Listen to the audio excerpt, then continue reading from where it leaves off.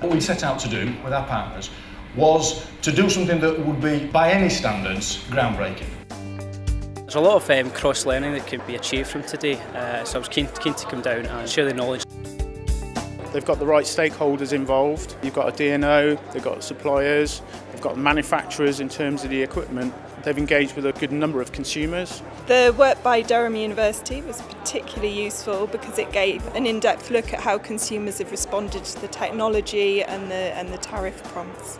I think the good mixture between a technical approach but also some of the work from Durham University on human beings and how we actually interact with appliances within our homes. There's a lot of useful information in terms of the different technologies they're looking at, which is exactly the direction we're pointing in. It highlights the challenges with the grid into the future. It looks like they've picked the right technologies. The idea is that the knowledge is shared across all network operators.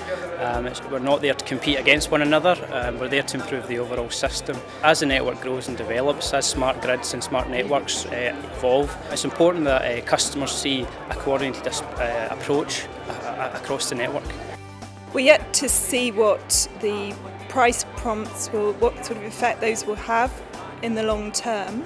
But I think different prompts will have different impacts on different consumers. So wealthier consumers might be more interested in gamification and comparing their usage and just trying to get the best deal, whereas for other people it's really a matter of the basic economies of their household and they'll be really engaged in the price.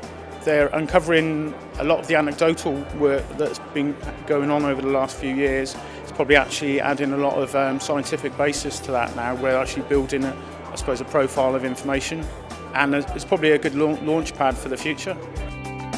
Today's been extremely useful.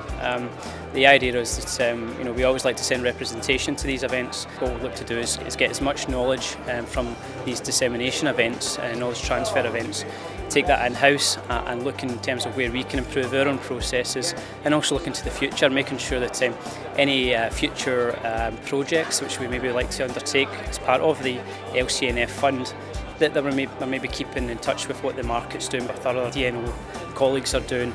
We're trying to innovate, we're trying to modernise, bring us a network up to scratch that can accommodate the future demands of both customers, industrial and commercial customers, and generators as they come along.